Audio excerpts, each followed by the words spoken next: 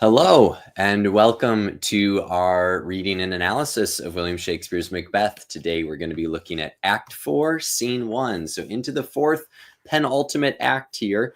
Act 4 only has 4 scenes, a lot shorter than some of the previous acts in terms of scene count, but scene length tends to be longer. In fact, I believe the longest scene of the play is in Act 4, but not today. Today's scene is wildly confusing the first time you read it. But at the same time, you're going to come across lines that you've probably heard before, even if this is your first time reading Macbeth. So it's a very famous scene. It's often one you'll see parodied and spoofed and referenced.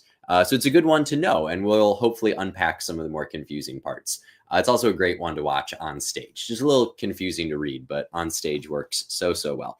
Okay, scene 1 starts with the 3 witches who are meeting. And we know Macbeth has talked about going to find the weird sisters, the witches. But at this point, it's just the witches on stage. First witch says, "Thrice the brinded cat hath mewed." Sorry, mewed. Yeah, no, that's right. Start over. "Thrice the brinded cat hath mewed.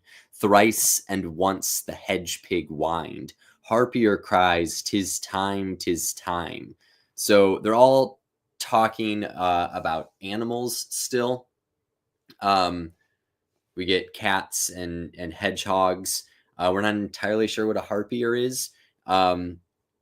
Maybe it's the third witch's familiar, which is not mentioned in the first scene of the play. So some have speculated this is the familiar, like the spirit animal.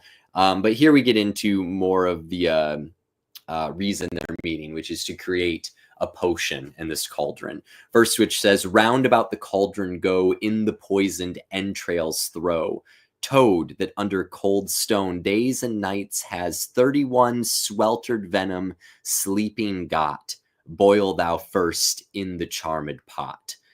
So they're circling this cauldron and throwing ingredients in. So we have this poisoned entrails. We have this toad that is sweated from venom for 31 days under a cold stone. So we have very specific images here, ingredients, not the sort of stuff you can pick up down the street at the grocery store.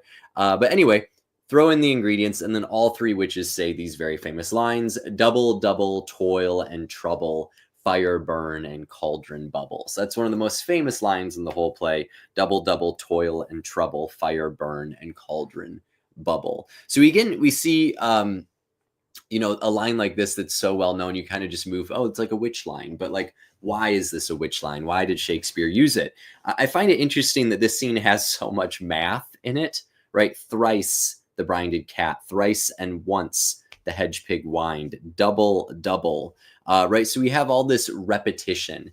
And when things are repeated, they tend to get creepier. We tend to think of spells and incantations as words that are repeated, right? If you've seen Beetlejuice, it's, you got to say it a certain number of times. It's not just a one-word sort of thing. It's the repetition. So picking up with more ingredients, the second witch says, "Fillet of a fenny snake in the cauldron boil and bake. Eye of newt and toe of frog, wool of bat and tongue of dog, adder's fork and blindworm's sting, lizard's leg and howlet's wing." A howlet would be an owl. "For a charm of powerful trouble, like a hell broth, boil and bubble. Double, double, toil and trouble, fire burn and cauldron bubble." So again, you see more animal ingredients here. And you get this real musicality to this. A lot of directors will set this scene to music. And the witches will kind of sing it as opposed to just speaking it like I am. You guys don't want to hear me sing this. Maybe you do, but I don't need that preserved on the internet. Third witch says, "Scale of dragon, tooth of wolf, witch's mommy, maw and gulf. Of the raven, salt sea shark, root of hemlock, digged in the dark." So we get a few sort of mythic things here, right? The scale of the dragon, the witch's mummy, right? A mummified flesh, maw and gulf is the belly of a salt sea shark. So a glutted or ravenous salt sea shark. So not all of it's mythic, but right, we think witches and dragons, even like a wolf and a shark, are more unusual things, than a toad or a frog, harder to track down, I assume. And then we get hemlock, so kind of a natural ingredient, right? Root of a tree. And now we get some more unusual things that are a little more human specific. It says liver of a blaspheming Jew, gall of goat and slips of yew, slivered in the moon's eclipse, nose of Turk and Tartar's lips. So here we get like ethnic groups, right? Specific things about this Jewish individual that he's blasphemous, or perhaps they're saying all Jewish people were blasphemous at this time. It's a little hard to tell, but it wouldn't be that surprising considering how they were written about, and they would have all been forcibly removed from England by Shakespeare's time. Turk and Tartar would be people also of Middle Eastern originality there. So we see this sort of anti-Semitism creeping in, and Shakespeare definitely has some anti-Semitic moments in his play. I will say perhaps less so than other authors of the time, and some beautiful lines about being Jewish, like Shylock in The Merchant of Venice. And these are witches here, right? They would probably be pretty mean, bigoted people. We saw that when they talk about the rump-fed Runyon that wouldn't share her chestnuts with the witch, right? So hard to tell Shakespeare's language, witch's language, you know, but something that scholars will talk about and address and should be talked about and should be addressed. Then we get something very disturbing here. It says, finger of a birth strangled babe, ditch delivered by a drab. So this would be a child born in a ditch by a prostitute, but it strangled itself, or was strangled when it was born, like the umbilical cord wrapped around the neck. So terribly horrific, tragic thing.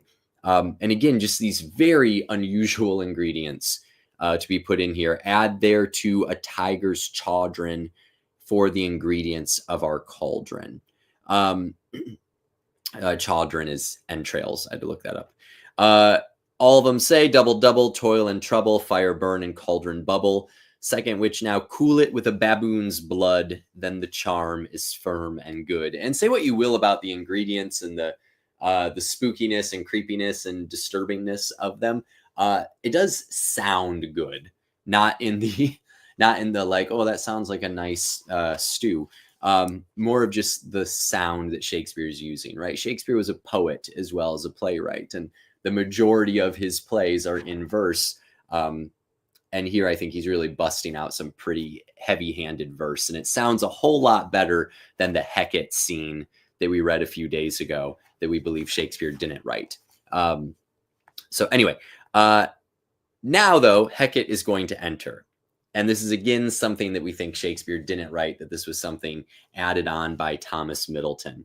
But we'll read it anyway. It says, Hecate, oh, well done, I commend your pains, and everyone shall share in the gains. And now about the cauldron sing, like elves and fairies in a ring, enchanting all that you put in. Music and a song. Hecate exits, and again, that is almost always cut. It kind of really breaks up the momentum of the scene here. So let's jump back into the scene where we'll see my t-shirt here that I picked up at the Globe many years ago. We'll see where this line comes from. Second witch says, by the pricking of my thumbs, something wicked this way comes. And that is also one of my favorite novels, which is by Ray Bradbury. He gets his title from this line. What I find, which you should read, if you haven't read it, definitely read it. But what I find really interesting about the line in its original context here, something wicked this way comes, is who is approaching is Macbeth, right? So the witches are calling Macbeth wicked. That definitely shows where he stands in the world if the witches are calling him wicked. The second witch says, open locks whoever knocks. Macbeth enters. Macbeth says, how now, you secret black and midnight hags? What is it you do? All a deed without a name. And then Macbeth is going to command them, right? He says, I conjure you, which to conjure would be to bring forth something, right? It's kind of thought of as a magician type word too, quite often. I conjure you by that which you profess, however you come to know it, answer me. Though you untie the winds and let them fight against the churches, though the yeasty waves confound and swallow navigation up, though bladed corn be lodged and trees blown down, though Castles topple and their warders' head.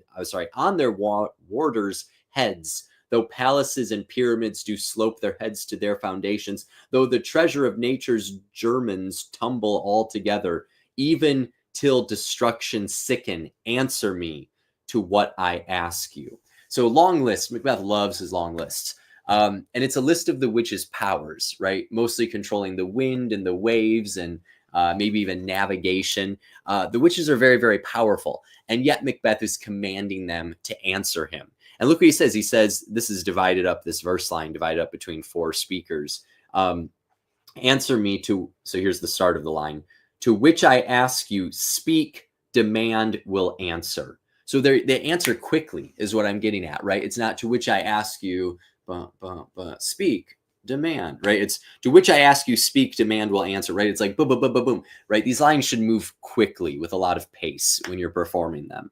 Which is something you miss out in the classroom, or even just me reading it here because I'm just one person and I'm not performing for you, right? I'm just, analyzing the text, but it should move really quick. And I think the quickness of these lines being divided up here, 4 people speaking in one line of verse, shows how quickly they say they will answer Macbeth, either because they don't mind and they want to answer him, or because they fear him. It's interesting, right? Interesting character development. The witch says, first witch, say if thou hadst rather hear it from our mouths or from our masters. So do you want us to tell you, or do you want our masters? Macbeth goes straight to the top. He says, call them, let me see them. First witch, pour in sow's blood that hath eaten her 9 farrow. So another ingredient, the blood of a pig that's eaten 9 of its children. Grease that's sweating from the murderer's gibbet, throw into the flame. So grease from the back of a murderer's neck, right, when they're at the gallows. And then all together say, come high or low, thyself in office deftly show. Thunder, first apparition appears. The apparitions are really confusing, but they're super important to keep track of. If you're one of my students, you're going to need to know them for your test and what they mean and how they come to fruition later. So good idea to write them down. First apparition, an armed head. So talk about stage magic. We need a floating head or a severed head on the stage. And oftentimes the witches will do these lines. They'll just act differently, right? They might stand behind something to be a floating head, or hold themselves in a way. And of course, Macbeth's reaction will let the audience know what they're seeing. Macbeth says, tell me, thou unknown power, first witch, he knows thy thought. Hear his speech, but say thou not. First apparition, Macbeth, Macbeth, Macbeth. Beware Macduff, beware the Thane of Fife. Dismiss me, enough. He descends. So right, for first apparition, severed head or a floating head that says, and it's armored, right? It's got a helmet like for war. Says, beware Macduff. And then it goes. Macbeth says, whate'er thou art, for thy good caution thanks, thou hast harped my fear aright. But one word more, he will not be commanded. Here's another more potent than the first. So this moves very quick, right? Macbeth wants to ask another question, but he can't ask the master's questions. So that apparition's gone. Second apparition is a bloody child. So a child covered in blood. And this one says, Macbeth, Macbeth, Macbeth, had I 3 ears, I'd hear thee, which is kind of a funny line. Second apparition, be bloody, bold, and resolute. Laugh to scorn the power of man, for none of woman born shall harm Macbeth. And that apparition is gone. So this is good news for Macbeth, right? Second apparition, bloody child. None born of a woman will harm you. You will not be harmed by anyone born of a woman, which would seem to suggest no one will harm you, right? So Macbeth says, then live, Macduff. What need I fear of thee? But yet I'll make assurance double sure and take a bond of fate. Thou shalt not live, that I may tell pale-hearted fear it lies, and sleep in spite of thunder. So very interesting, right? Beware Macduff. Macbeth was already being aware of Macduff. And then no one born of a woman will harm you. So he says, okay, well, Macduff can live, but actually, no, I'm going to kill him to be double sure. And it's so telling why he's going to do it, because he wants to get over fear, make fear a falsehood by saying it lies, and sleep in spite of thunder, right? Macbeth cannot sleep because he is paranoid. And he has good reason to be paranoid. He knows how easy it is to kill a king. He knows how easy it is to get caught doing something, or barely get away with it. So that's driving all the decisions that he's making. And when he says in 2:2, Macbeth doth murder sleep, Glamis hath murdered sleep, Macbeth shall sleep no more. It's proving true. But anyway, seemingly good news, right? Here's your enemy. No one born of a woman can harm you. Third apparition, a crowned child with a tree in his hand. So we get another child wearing a crown, holding a tree. And Macbeth says, what is this that rises like the issue of a king, so son of a king, and wears upon his baby brow the round and top of sovereignty? All say, listen, but speak not to it. Third apparition. Be lion-mettled, proud, and take no care who chafes, who frets, or where conspirers are. Macbeth shall never vanquished be, until great Brenham Wood to high Dunsinane Hill shall come against him, and he descends. So this apparition, most confusing of all of them, says Macbeth will not be harmed until Brenham Wood come to Dunsinane Hill. And Dunsinane Hill is where Macbeth's castle is at, and the woods surrounding it are Brenham. So basically, until the woods pull like some sort of Ent march, like from Lord of the Rings, he's safe. Until the woods get up and move to the castle, Macbeth is safe. And he takes great joy in this news. He says, that will never be. Who can impress the forest? Bid the tree unfix his earthbound root. Sweet bondmates good, rebellious dead, rise never till the wood of Brenham rise, and our high-placed Macbeth shall live the lease of nature, pay his breath to time and mortal custom. Yet my heart throbs to know one thing. Tell me, if your art can tell so much, shall Banquo's issue ever reign in this kingdom? So the thing he's still unsure of, the thing that still scares him, is that part of the prophecy about Banquo being the father of many kings. And all of them say, seek to know no more. So they're like, no, you're done. You're cut off from your apparitions and prophecies. But Macbeth says, I will be satisfied. Deny me this, and an eternal curse fall on you. Let me know. So the cauldron sinks, and then we get Hot Boys, Hautboys, which I believe is... They're not helping me out. I will look it up in post. I don't remember, but it's very funny sounding. Hot Boys. I don't know. So anyway, I believe it's a musician. But anyway, the cauldron sinks, and then what noise is this? The most confusing part of the scene. First which says, show, show, show, show his eyes and grieve his heart, come like shadows, so depart. And then we get, very important stage direction, a show of 8 kings. The 8th king with a glass in his hand, the last Banquo. So glass here means mirror.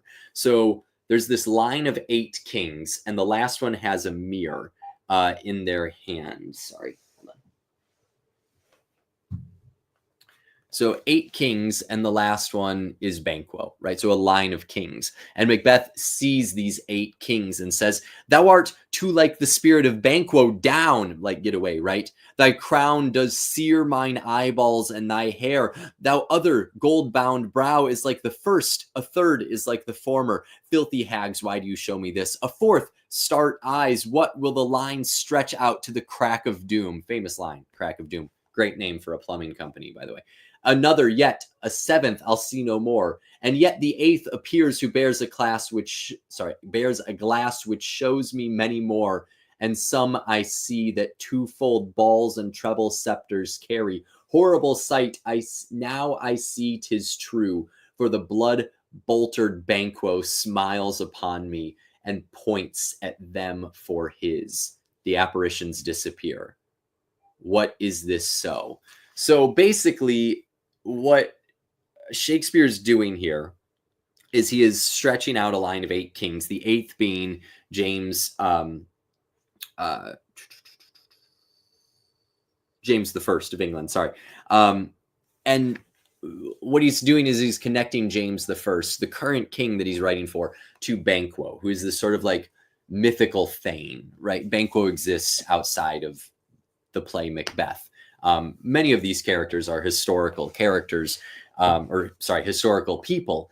who really existed, although in very different ways than what's happening in the play. Shakespeare changes a whole lot. That's kind of what he's known for.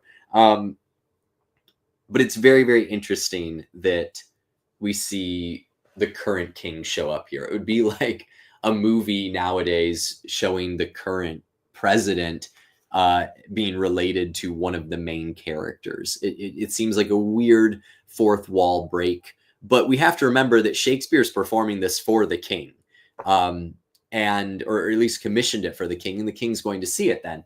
And it's a play, right? We know James was a big fan of witches, not like he wanted them around, but he was fascinated by them. He wrote a book about witchcraft. So we know that he likes witches, he's Scottish, and he wants a play. So Shakespeare gives him a play about a Scottish king and witches, and that king gets murdered, right? The rightful king is murdered, and the murderer is on the throne for many acts now. This is a bold thing to do. So I think part of this is really Shakespeare covering his bases and being like, see, I know the murderer is on the throne, but no matter what he does, the rightful king, the rightful line of kings will always prevail. A lot of these apparitions are good news for Macbeth. This one is not. This one is saying Banquo's descendants, i.e. King James, the current king, will reign supreme. Anyway, the first witch says, "Aye, sir, all this is so, but why stands Macbeth thus amazedly? Come, sisters, cheer we up his spirits and show the best of our delights." Sprites, and show the best of our delights. I'll charm the air to give a sound while you perform your antic round, that this great king may kindly say our duties did his welcome pay. Music, the witches dance and vanish. Usually that line is cut. That whole first witch line is kind of strange to have in there. Like, oh, we'll sing a song and it'll make him feel better. But anyway, Macbeth says, "Where are they? Gone?" And now this is a really ironic line. He says, "Let this pernicious hour stand aye accursed in the calendar." So this is a cursed hour, right? And he's going to talk more about the witches in a little bit. Come in without there, enter Lennox. So remember, Lennox just at the end of Act 3 was the one talking about how he doesn't trust the official story and how Macbeth should not be the ruler. But here he is, right? Because to go against Macbeth openly would mean certain death. So he's there with Macbeth, and he says, "What's your grace's will?" Macbeth says, "Saw you the weird sisters?" "No, my lord." "Came they not by you?" "No, indeed, my lord." "Infected be the air whereon they ride, and damned all those that trust them." That's the more ironic line. Sorry, I got a little mistaken. So the fact that he calls the hour cursed is interesting, but that's the ironic line. Because Macbeth says, "Damned be all those that trust the witches." He's in this position because he trusted the witches. So it's like the witches are his great ally until they give him the slightest bit of news that he doesn't like, and then damn anyone that trusts them. They're evil. They're terrible. You can't trust them. So proper dictator behavior here for a tyrant. Anyway, he says, "I did hear the galloping of a horse. Who was't it came by?" "'Tis 2 or 3, my lord, that bring you word Macduff is fled to England." "Fled to England?"